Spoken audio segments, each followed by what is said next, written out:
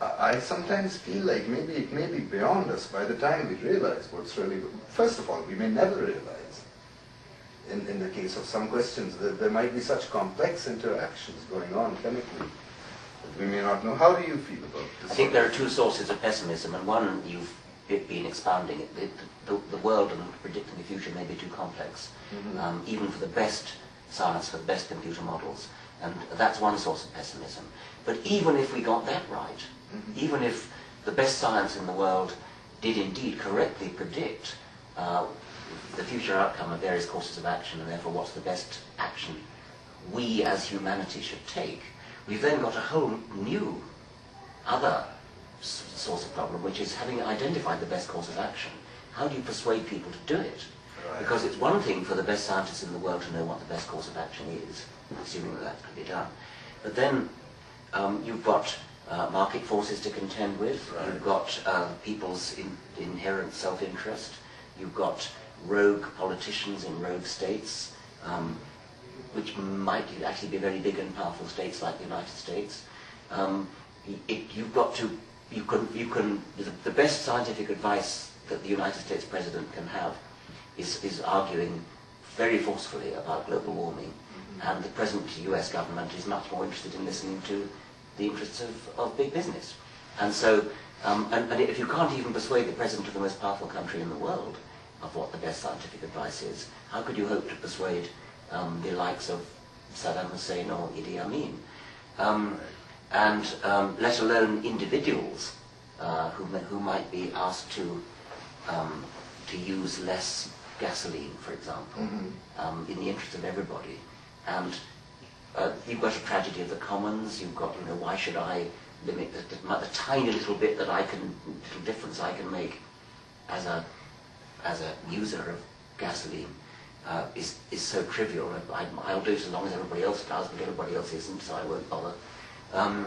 So I think that the even bigger problem than the one you raise, which is the problem of doing the science well, an even bigger problem may be the political problem of turning the scientific diagnosis into political action, which is sufficiently widely accepted to work. So in your view then, we really should be conservative about unleashing new scientific technology? Oh, that doesn't follow necessarily, because it's not obvious that the new scientific technology is going to be any worse than what we've already got, and so that doesn't follow.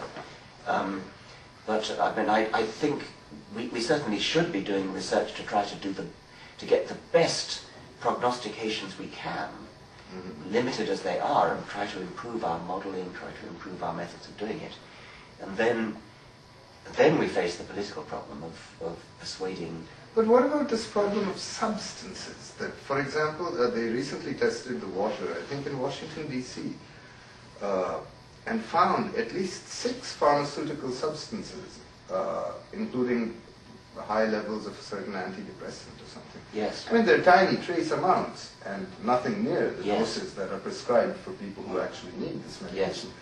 But the water supply of a whole city is yes. And this, don't you think this might have just completely unforeseen kinds of effects? Well, of course I do, yes, and I think that it's very good if scientists can identify these things and call them to the opinion of people who make decisions. But I think a more difficult problem is to get the people who make decisions to act on them. I see.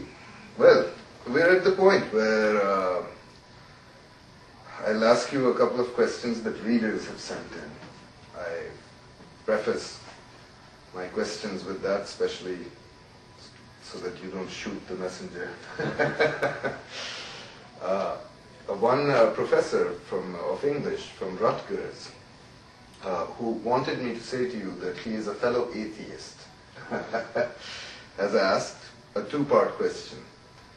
Why do you focus in your book on the bloody and dark parts of the Old Testament, not the kinder parts of the New Testament, like, say, the Sermon on the Mount? And the second part of his question, the second question really, is had Bach not believed in God, would he have written the B minor Mass? And if not, wouldn't the world be a worse place for its absence? Well, obviously he wouldn't have written the B minor Mass. That's not quite obvious actually, because atheists do sometimes accept commissions. Artists tend to go where the money is, and for most of Europe's history, the money has been with religion. So he might well have written the B minor Mass. But assuming that he didn't write that, he might have written an even greater piece of music. He might have written the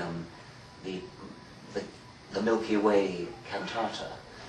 He might have written the Evolution symphony. No, symphony hadn't been invented then, but you see what I mean. Right. So you cannot possibly, not possibly, it's not obvious that you can credit religion with the great art that's been done in its name, because firstly that's where the money was, and secondly nobody knows what Beethoven's Mesozoic Symphony would have been like. It could have been simply glorious. In any case, of course, it's a fallacy, and your correspondent maybe doesn't fall into that fallacy. It's a fallacy to think that just because something that can inspire great art, that makes it true. Falsehood can inspire great art, of course. The first question, why pick on the bloody passages of the Old Testament rather than the more humane passages of the New Testament? It's awfully easy to pick and choose your scriptures, and if you do pick and choose your scriptures, then you can put together a nice anodyne collection of sayings, which you decide which you pick and choose, by the way, on the basis of a modern, non-biblical, non-religious consensus of what's morally and ethically acceptable.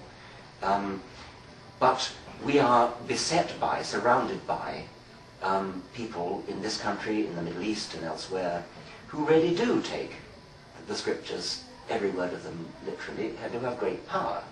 The United States has, according to Gallup polls, about 50% of the population of this country believes that the world is literally 6,000 years old.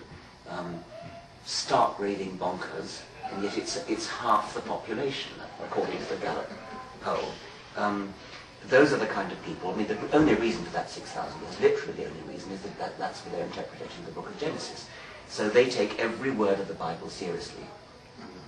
And presumably, if they ever got down to reading it, they would take the horror stories, the horror passages of books like Leviticus and Deuteronomy seriously as well. And some of them do that, and that's where a lot of the bigotry comes from.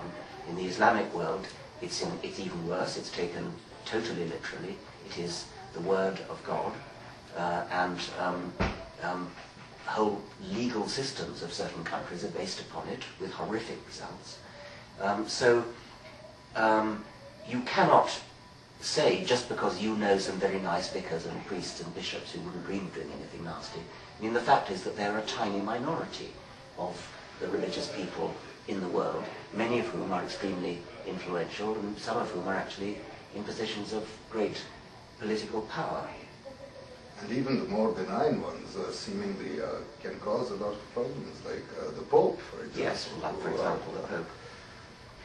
Banning contraception. And telling people in Africa that the AIDS virus goes through condoms, and so they better not use condoms. By the way, I had a wonderful story. I was in Nairobi a few weeks ago doing a television program, and I interviewed a Nairobi prostitute who was of some medical interest, because although she'd been at it for 25 years, which means that's a death sentence. I mean, with AIDS the way it is in Africa, if you're a prostitute for 25 years with 8 or 9 clients a day, you're dead.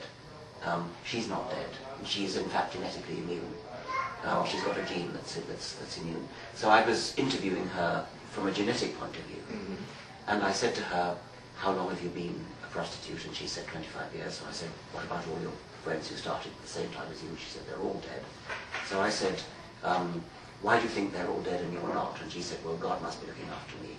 And so I said, "Why do you think God's looking after you and not them?" And she said, "Well, I don't know about that, but what I do know is that if you always use a condom, you're less likely to get AIDS, which must mean that God likes condoms, and that God is punishing people who don't use condoms. I thought that was so beautiful because it's the exact opposite of the Roman Catholic.